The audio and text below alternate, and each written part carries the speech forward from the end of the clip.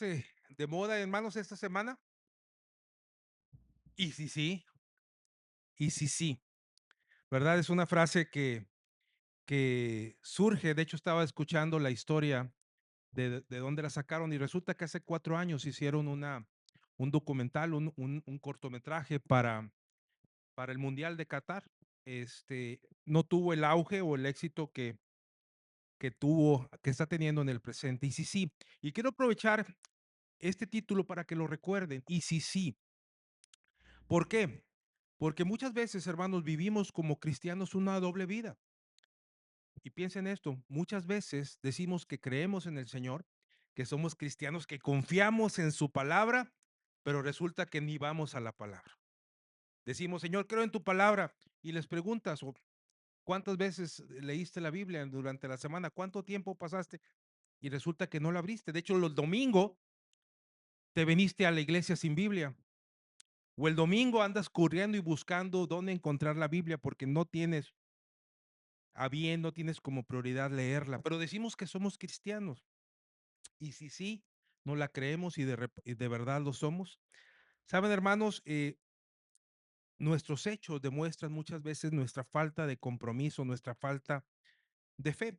Y me lleva a preguntarme qué tipo de personas encontrará el Señor cuando Él regrese por segunda vez, porque esto va a ser una realidad. El Señor viene por su iglesia. Otra vez, el Señor viene por su iglesia. Amén.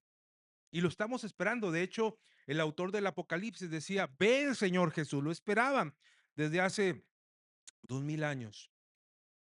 ¿Cómo qué iglesia va a encontrar el Señor? ¿A qué personas va a encontrar el Señor? Una iglesia activa, una iglesia que pone en práctica su fe, o va a encontrar una iglesia dormida, va a encontrar a cristianos dormidos que no van a su palabra, que se dicen cristianos, pero en sus hechos se demuestra que no lo son. ¿Qué va a encontrar el Señor? ¿Religiosos? ¿Bautistas recalcitrantes o creyentes? ¿Qué va a encontrar?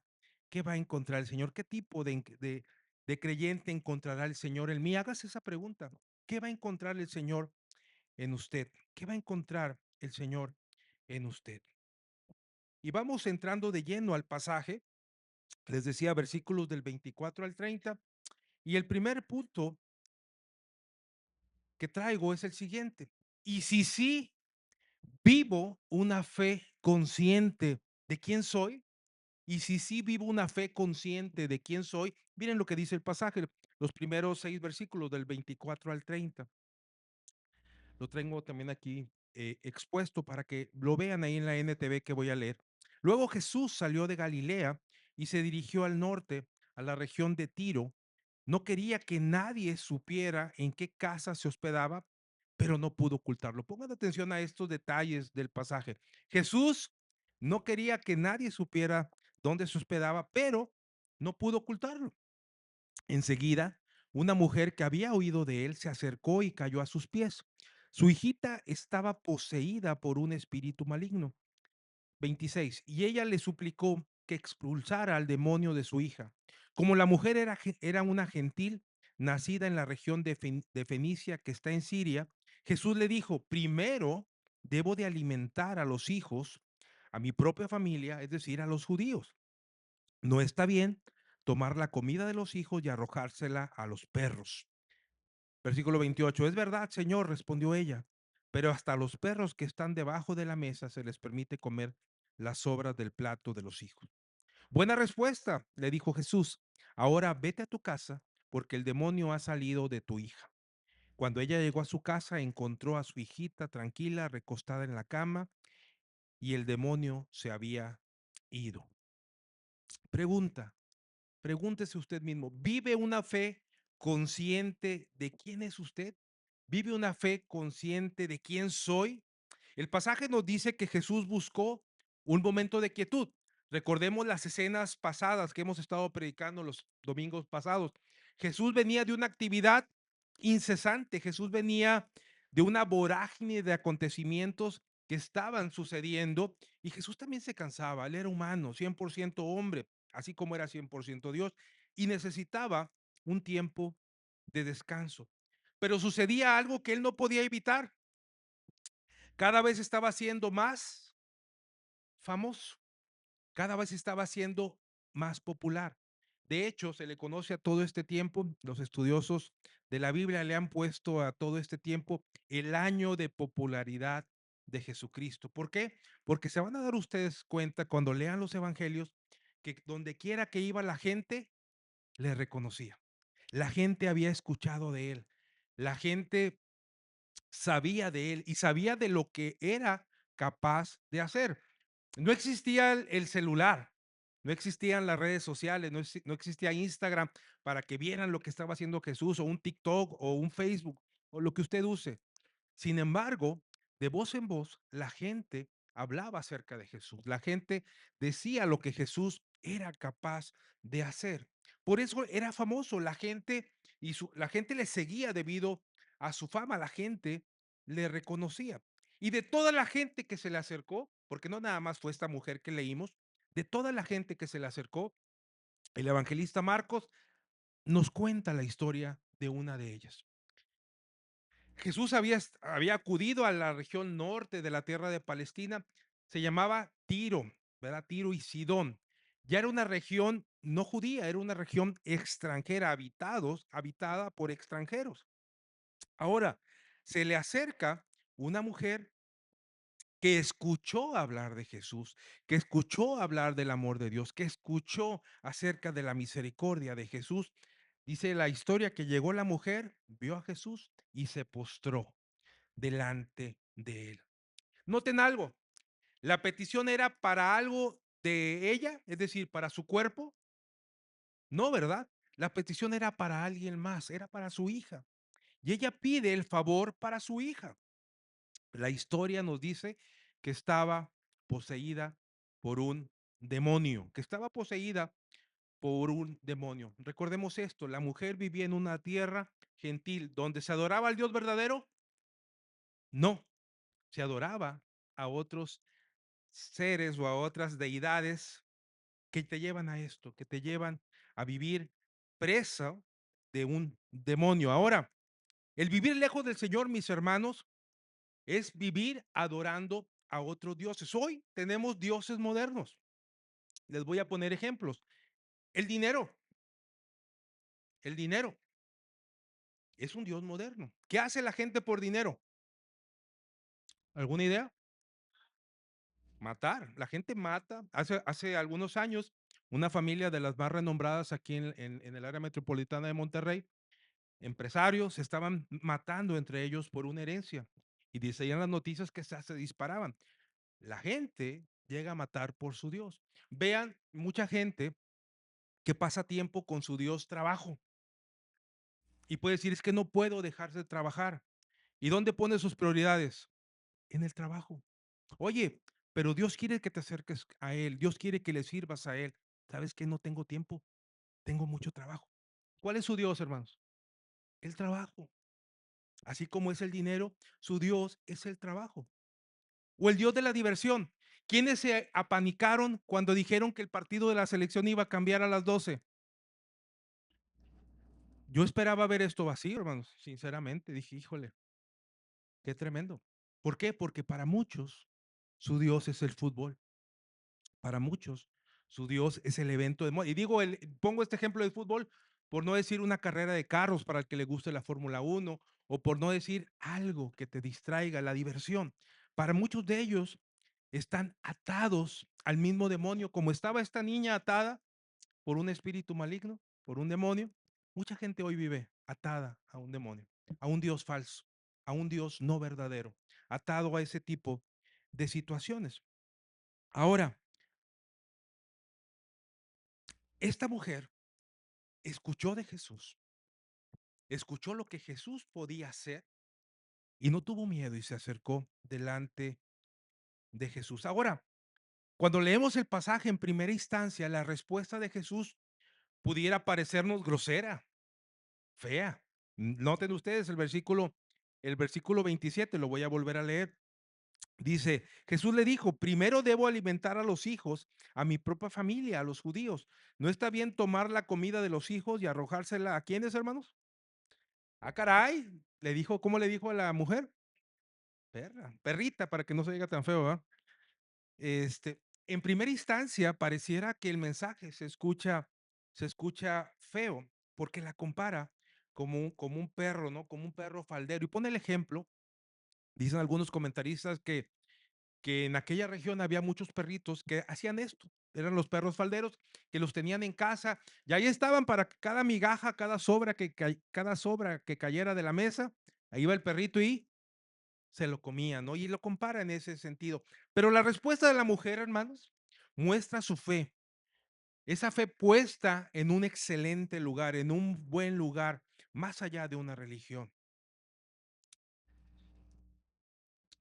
Esta mujer puso su fe en el único capaz de liberar y de sanar a su hija. Y va en ese sentido la pregunta para nosotros, ¿dónde está nuestra fe? Miren, no sé si usted ha escuchado esta frase, hay muchas personas, yo la he escuchado en varias personas que dicen, yo soy un consentido de Dios o una consentida de Dios. La he escuchado más en mujeres, cuando dicen, yo soy una consentida de Dios. ¿Qué piensa usted, hermano? ¿Es consentida de Dios o no? Muchas veces dicen esa frase, ¿por qué? Derivado de su situación, porque a su juicio, a su percepción, están bien económicamente, están bien de salud, están bien en su trabajo, están bien en su familia. Dicen, no, yo soy una consentida de Dios. Pero ¿qué pasa cuando vienen los problemas? ¿Qué pasa cuando vienen las crisis? ¿Qué pasa cuando vienen situaciones adversas? Por eso, hermanos, no hay nada más alejado de una realidad que cuando uno piensa que el cristianismo es vivir ausente de problemas. Al contrario, Jesús nos dijo que en el mundo tendríamos problemas, en el mundo tendríamos aflicción. Fíjense ustedes, Hebreos 12, 6 y 7 nos dice que el Señor disciplina a los que ama y castiga a todo el que recibe por hijo. La traducción 60 dice, Dios al que ama disciplina y azota al que recibe por hijos. Por eso, hermanos, cuando pasemos por algún problema, por alguna situación, no nos asustemos. Esto es algo normal. Dios está formando nuestro carácter. Sí, es doloroso recibir a veces que la gente se pregunta, ¿por qué? ¿Por qué me pasa esto a mí? ¿Por qué me dieron este diagnóstico de enfermedad? ¿Por qué me dieron esta situación? ¿Por qué me quedé sin trabajo? ¿Por qué tengo estos problemas familiares? Y la pregunta es, no es por qué, sino la pregunta es, ¿por qué no? ¿Y por qué no? ¿Y por qué no? ¿Por qué no? ¿Por qué no? El Señor tiene un plan para con nosotros. El Señor al que ama, disciplina, dice la palabra de Dios. El sufrimiento, hermanos, es parte de nuestra vida. El sufrimiento es parte de nuestro diario vivir. Juan 16:33 nos dice, les he dicho todo lo anterior para que en mí tengan paz. Aquí en el mundo tendrán muchas pruebas y tristezas, pero anímense porque yo he vencido al mundo, nos dice Jesús. Pero aquí tendremos pruebas y tristezas. Santiago 1:2 nos dice, hermanos míos, tengan por sumo gozo cuando se encuentren en diversas pruebas en las que estamos tú y yo. Y la Biblia no nos dice, agüítate, desanímate, deprímete. La Biblia te dice, ten por sumo gozo, porque tu Padre te está formando, porque Dios está trabajando en ti. Entonces, permíteme decirte, hermano, que no eres un consentido o una consentida de Dios, pero lo que sí eres es lo que dice Efesios 2:10. Dice que eres la obra maestra de Dios. Él no creó, Él nos creó de nuevo en Cristo Jesús a fin de que hagamos las cosas buenas que preparó para nosotros tiempo atrás. No eres un consentido o una consentida, pero sí eres la obra maestra de Dios. Y dice la palabra que Él te creó con un propósito por hacer. Así que la pregunta sería, ¿estoy haciendo lo que Dios diseñó para mí? Porque si no lo estoy haciendo, híjole, estás dejando de hacer eso que Dios pensó que tú podías hacer. Y se te va la vida. Y déjame te digo algo, yo hace algunos años no pintaba canas y yo ahorita ya, es más, ya ni pelo tengo. Se me está cayendo. Los años pasan, hermanos, y cuando te olvidas de Dios y dejas de cumplir el propósito de Dios, te va a llegar la vejez y no hiciste aquello que Dios preparó para ti. Juan 15:15 dice, ya no los llamo esclavos, porque el amo no confía en sus asuntos a los esclavos. Ustedes ahora son mis amigos, porque les he contado todo lo que el Padre me dijo. Así que somos la obra maestra de Dios, pero también somos sus amigos. Eso eres tú y tú y yo para con Dios, somos sus amigos. Hay esa confianza. Juan 1:12 nos dice que a todos los que creyeron en él y lo recibieron, les dio el derecho de llegar a ser hijos de Dios. Entonces somos la obra perfecta de Dios, somos amigos de Dios y somos hijos de Dios. No todo el mundo es hijo de Dios. Todo el mundo es creación de Dios, pero los que le recibieron, los que creen en su nombre, a ellos les dio el poder de ser hechos hijos de Dios.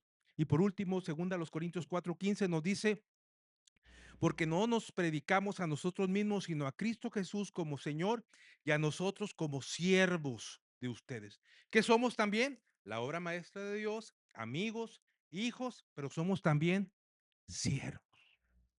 No estamos aquí, hermanos, para liderar, ni para mandar, ni para tener un puesto de poder en cualquiera que sea. Estamos aquí para servir. Estamos aquí para poner en práctica el don o los dones espirituales que el Señor te dio y que puedas servir al Señor. Por eso, hermanos, es importante vivir una fe consciente, vivir conscientes de quiénes somos. ¿Quiénes somos? Mire, yo he escuchado muchas frases, Señor, declaro que voy a ser sano, declaro que voy a recibir esto, declaro que tú vas a tener esto, declaro que tu cartera va a estar llena, declaro. A ver, ¿eres tú Dios? Cuando yo reconozco mi lugar, yo voy como esta mujer y le digo, sí, Señor, no soy la adecuada para pedirte algo, pero permíteme comer esas obras. Permíteme tomar lo que tú quieras darme. Acepto tu señorío, acepto tu voluntad y permíteme tomar lo que tú me des. Cuando soy consciente de quién soy, yo no le exijo a Dios. La vez pasada escuchaba un canto y decía, la última parte decía, pero sé que mi fe compromete tu poder y tú lo harás, decía este canto. Ah, caray, mi fe compromete a Dios a que tiene que hacer algo. ¿Dónde queda entonces su señorío? ¿Dónde queda entonces su voluntad? Mi fe no compromete nada. Y a veces cantamos eh, cantos equivocadamente. Fe mueve la mano de Dios. Y si la voluntad de Dios no está en que sanes aquí en la tierra, por más que yo crea que Dios lo puede sanar y no sana, entonces Dios no es capaz de sanarlo. Claro que no. Pero mi fe no mueve la mano de Dios. Dios tiene un propósito, Dios es Señor. Pero con mi fe me acerco al Señor confiadamente pidiendo su misericordia. No sé si logro explicarme lo que les quiero decir. Tiene que ver mucho el saber quién soy para poder acercarme a Dios confiadamente y pedirle a Él. No me acerco como amo, no me acerco como, como, como Dios, me acerco como siervo, me acerco como esclavo, humilde ante mi Dios para pedirle su misericordia. Esta mujer sirofenicia conocía su lugar y desde ahí clamó por salud para su hija. Y el Señor se agradó de su fe y dijo la palabra y su hija fue sana. Ahora, quiero que noten algo, porque ahorita vamos a ver otro ejemplo, pero quiero que noten algo de cómo obra el Señor. ¿Estaba la hija de la mujer presente? No, ¿verdad? Estaba nada más la mamá. Sin embargo, después de escuchar la respuesta de la madre, dice Jesús, ya vete a tu casa, tu hija está libre, tu hija está sana, tu hija está liberada. Jesús puede decir la palabra, hermanos, pero vamos a encontrar otros ejemplos en la Biblia. Hoy vamos a ver uno más, pero les platico de otro. ¿Se acuerdan de un ciego que Jesús lo mandó al estanque de Siloé? Como si no les cuento rápidamente la historia. Se acerca un ciego y le pide a Jesús que lo sane. Y Jesús, claro que sí. Y le dice, le pone algo en los ojos y le dice, ve al estanque de Siloé, lávate y listo. Pero cuando va en ese sentido, a veces lo leemos en la Biblia y resulta, pues ve al estanque, pero no, pero ir al estanque implicaba un caminar de más de 5 kilómetros para llegar al estanque. Y ciego, hermanos, ¿cómo le haría? Le pidió a alguien que lo guiara o iría a tientas, no sé. Pero llegó al instante Jesús lo sanó. Pero ¿a qué voy con la idea? Jesús lo pudo haber sanado poniéndole las manos en la cabeza o diciendo la palabra, ya eres sano y listo. ¿Pudo haber hecho eso? Pero lo hizo pasar un proceso. Muchas veces también en nuestra vida pasa eso. Le estamos pidiendo a Dios.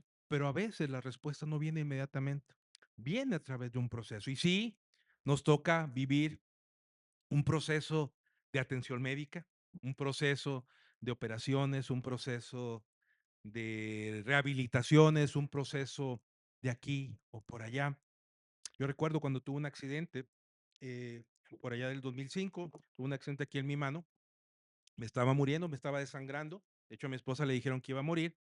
Y recuerdo que ya después de que intervinieron Dios a través de los médicos y hicieron ahí una reconstrucción de mi mano, este, pasé un proceso de 4 meses en los cuales mi mano no tenía fuerza y hacía ejercicios para tomarlas porque no tenía fuerza, no tenía la habilidad ni de sentir, es decir, no sentía el tacto, no sentía las superficies y no tenía fuerza, pero al paso del tiempo, viviendo el proceso, se recupera la fuerza. Bueno, lo mismo pasa en estas situaciones. De repente hay problemas que nos toman un proceso, que Dios nos hace vivir un proceso para solucionarlo. ¿Dios puede solucionarlos inmediatamente? Sí, pero Él es el Señor, no nos olvidemos de eso, Él es el Señor. Él tiene su voluntad y Él nos está formando a ti y a mí. Y Él quiere formarnos en ese sentido. El Salmo 37, del 3 al 5, dice, deleítate a sí mismo en Jehová y Él te concederá las peticiones de tu corazón. Encomienda a Jehová tu camino y confía en Él y Él hará. ¿Cuál es la condición, hermanos? ¿Cuál es la condición? Deleitarme en el Señor. No importa lo que usted esté viviendo, deleítese en el Señor. Miren, hay un canto que compuso un pastor llamado Orlando Costas. Orlando Costas, él falleció de cáncer, él le dio cáncer y falleció. Pero antes de morir escribió este canto y dice lo siguiente, seguramente lo conocen. Dice así, alabar a Dios cuando las cosas te salen bien, qué bueno es, qué bueno es. Alabar a Dios cuando en la vida no hay problema, qué cosa buena. Pero decía el autor, pero yo le alabo desde mis quebrantos y así Jesucristo se glorifica dentro de mí. Y si tú le alabas, desde tus quebrantos. Así Jesucristo se glorifica dentro de ti. Decía este predicador, tenía cáncer. Decía, alabar a Dios cuando todo está bien, qué bueno es. Pero alabar a Dios cuando en la vida hay problemas, cuesta. Pero hay que alabar a Dios. Por eso, hermanos, y si sí vivimos una fe consciente de quiénes somos, creámosle a Dios. Creamos en su señorío, creámosle en su promesa. Número dos, y si sí, número dos, y si sí, vivo para ayudar a otros acercándolos a Jesús. Y si sí, vivo para ayudar a otros acercándolos a Jesús. Miren, versículos 31 al 35. Pongan atención. Dice, Jesús salió de Tiro y subió hasta Sidón antes de regresar al mar de Galilea y a la región de las 10 ciudades, Decápolis. ¿Se acuerdan quién vivía en Decápolis o quién fue a Decápolis a predicar? El que fue endemoniado. ¿Ya se acordaron? Lo vimos hace unas semanas, el endemoniado Gadareno, ¿se acuerdan? Bueno, él fue a Decápolis. Versículo 32, le trajeron a un hombre sordo con un defecto del habla, en la Reina Valera 60 dice tartamudo. Y la gente, noten esto, subrayen, la gente le suplicó a Jesús que pusiera sus manos sobre el hombre para sanarlo. Jesús lo llevó aparte de la multitud para poder estar a solas con él. Metió sus dedos en los oídos del hombre, después escupió sobre sus propios dedos y tocó la lengua del hombre y mirando al cielo suspiró, Efata, que significa ábranse. Al instante el hombre pudo oír perfectamente bien y se le desató la lengua, de modo que hablaba con total claridad. Y si sí, mi hermano, vivo para ayudar a otros, acercándolos a Jesús. Miren, la historia es bien sencilla. ¿Cómo llegó este hombre a Jesús? Este hombre sordo y tartamudo. ¿Cómo llegó a Jesús? Ahí dice la Biblia, ¿cómo llegó a Jesús? Lo llevaron. ¿Llegó solo? No. ¿Solo vino? No. Lo llevaron. Lo llevaron. Lo llevaron a Jesús. Ahora, ¿lo llevó uno, lo llevaron varios? Yo infiero que varios, porque dice que la gente le pedía a Jesús que lo sanara. Entonces yo infiero que varios amigos lo llevaron, familiares lo llevaron, porque la gente pedía a Jesús que lo sanara. El hombre estaba sordo, no fue solo. El hombre no podía escuchar, como la mujer que acabamos de ver, no podía escuchar que Jesús había llegado a la ciudad. ¿Por qué no podía escuchar? Porque estaba sordo. Si bien podía ver el alboroto, podía ver lo que sucedía, no podía escuchar que Jesús estaba en la ciudad. ¿Qué necesitaba? Que alguien le avisara, que alguien hablara con él en lenguaje de señas, si es que ya existía en aquel entonces, o que alguien le indicara, oye, y que le dijera que fuera a ver a Jesús. ¿Sabes, mi hermano y hermana? Hoy el mundo está lleno de sordos. Hoy el mundo está lleno de gente sorda, que así como este hombre no se entera de que Jesús está aquí. No se entera de que Jesús está aquí. Pregunta para ustedes, ¿quién creen ustedes que debería acercarlos a Jesús? Vuelvo a hacer la pregunta. ¿Quién creen ustedes que debería acercarlos a Jesús? Y luego, la pregunta es, ¿y luego? ¿Por qué no lo hacemos? Nosotros somos los que debemos acercar a la gente a Jesús. El mundo está lleno de sordos. Gente que no sabe que Jesús está aquí, que Jesús está pasando por aquí, gente que no sabe que Jesús es la respuesta a sus situaciones, gente que no sabe que la única forma de llegar al Padre es a través de Jesucristo, gente que no se da cuenta que ocupa ser llevada por ti y por mí a Jesucristo. Miren, vamos a preguntar algo. ¿Cuánta gente que no es cristiana usted conoce? Usted conoce, más bien, usted conoce a gente que no es cristiana, levante la mano. ¿La ha traído aquí alguna vez? ¿A todos?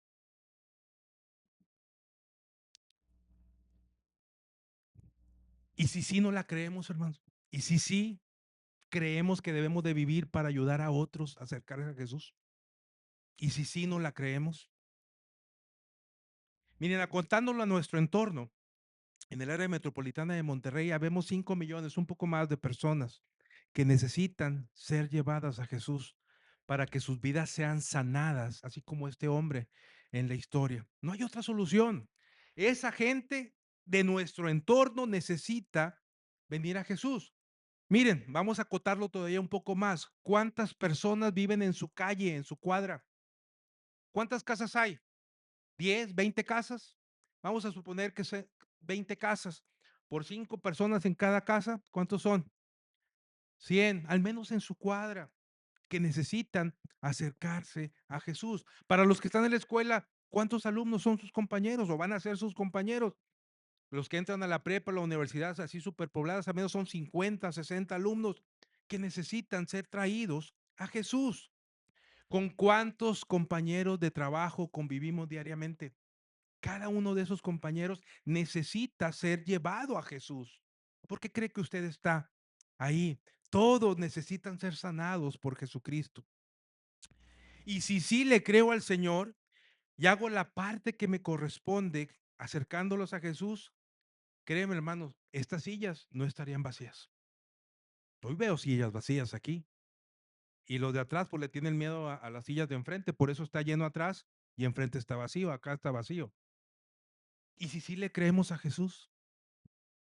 Y si sí le creemos y vamos y acercamos a la gente, créanme que la situación sería totalmente diferente.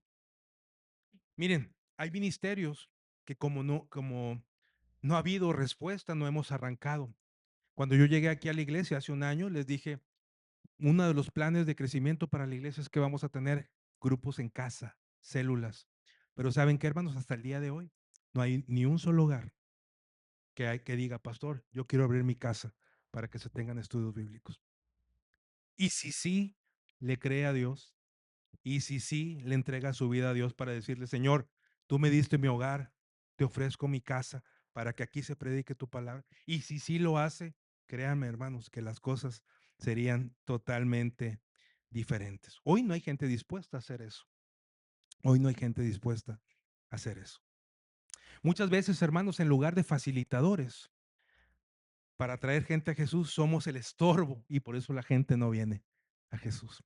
En lugar de facilitar que la gente se acerque, híjole, a veces somos los estorbos, podemos trabas para que no sucedan las cosas. Por eso, hermano, evalúa tu vida.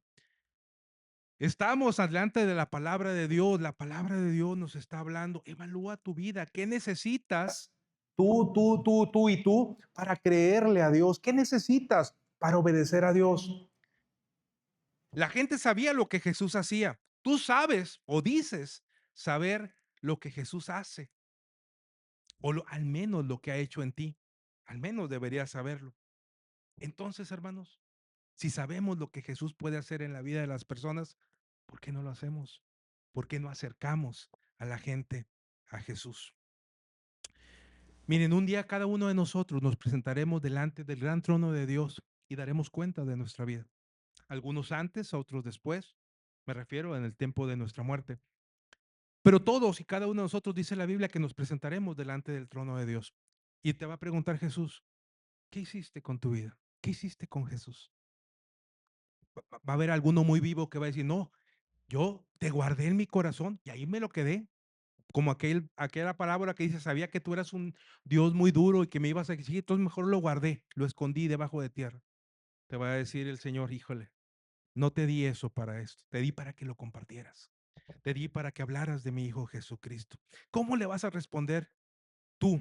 Le vas a decir, tuve pena, por eso no hablé, me daba pena en mi salón, me daba pena con mis vecinos que supieran que era cristiano, me daba pena. O vas a decir, no tuve tiempo, estaba trabajando, no tuve tiempo de dedicarte a ti, Señor. Pues la culpa es tuya, tú me diste mucho trabajo, tú Dios tuviste la culpa, así le vamos a decir. Todos y cada uno de nosotros estaremos delante del trono de Dios. O estaba el mundial, Señor, no hombre, había 4 partidos al día, pues tenía que verlos. O estaba la novela, la serie, la película, lo que usted guste. ¿Dónde está tu prioridad? ¿Dónde está tu prioridad? Ahí, ahí. Ves si estás ayudando a otros o no a acercarlos a Jesús. Jesús obra de manera diferentes, hermanos, en la vida de las personas para darle sanidad. Ahorita lo veíamos en el pasaje con la mujer sirofenicia, dijo la palabra y la hija fue sana. En este pasaje, el ciego se nos habla de todo un proceso. Primero Jesús mete los dedos al oído y luego escupe sobre sus dedos, ¿verdad? Y luego le toca la lengua y dice, mirando al cielo, mirando a Dios, dice, ábrete. Es un proceso diferente. Y si sí vivo para ayudar a otros acercándolos a Jesús, créanme, hermano, que las cosas serían diferentes. Deja que Jesús tome el proceso que quiera con la gente, pero tú acércalas a Jesús. ¿Cómo espero ver este próximo domingo este lugar? Si usted le cree a Jesús, yo esperaría que trajera a alguien el próximo domingo. Y esto estaría lleno. Pero si usted no le cree a Jesús, pues este lugar va a seguir igual. Número 3. Y si sí, vivo para proclamar los hechos maravillosos del Señor. Dice en versículo 36 y 37.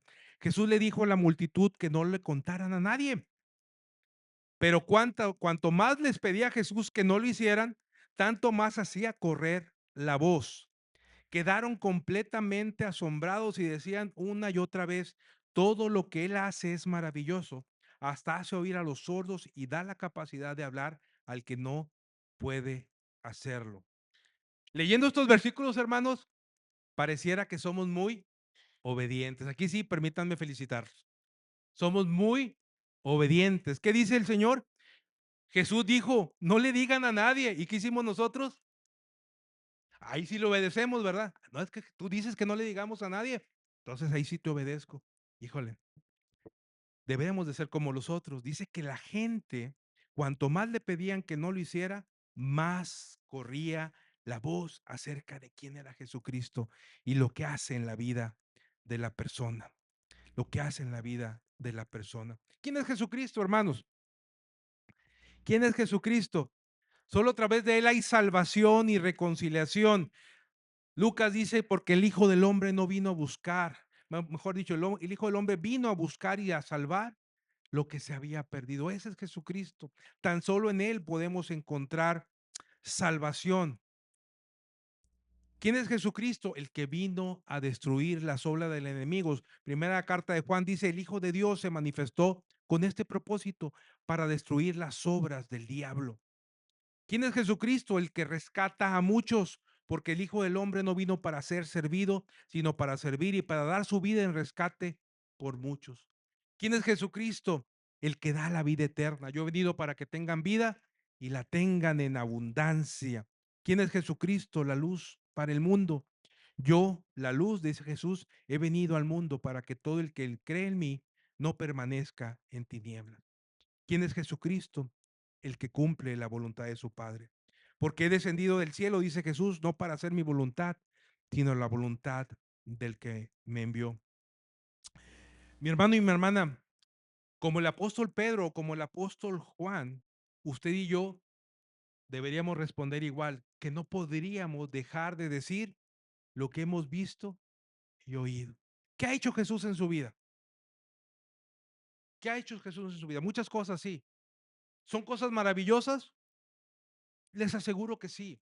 Desde darle gracias por una salvación tan grande, desde darle gracias por la familia que tenemos, por la reconciliación que pudo haber, por el perdón, por las situaciones que ha hecho Jesucristo en su vida. Proclame a Jesucristo, proclame, viva para proclamar las obras maravillosas que ha hecho el Señor en su vida. No le pedimos, o Dios no le dice, proclama las obras que Dios ha hecho en la vida de otros. Proclama lo que Dios ha hecho en tu vida. ¿Qué creen ustedes que hizo esta mujer sirofenicia cuando llegó a su casa y vio a su hija sana? ¿Ustedes no creen que le compartió a su hija de quién había obrado el milagro? Claro, le habló de Jesús. ¿Y qué creen que le dijo a su familia o a sus vecinos? Les habló de Jesús. ¿Por qué? Porque eso es platicar acerca de las grandes y maravillosas obras que el Señor ha hecho con nosotros. Mis hermanos, es tiempo ya de proclamar estas maravillas que Dios hace en nuestra vida. Es tiempo de dar gracias por lo que hemos recibido de gracias.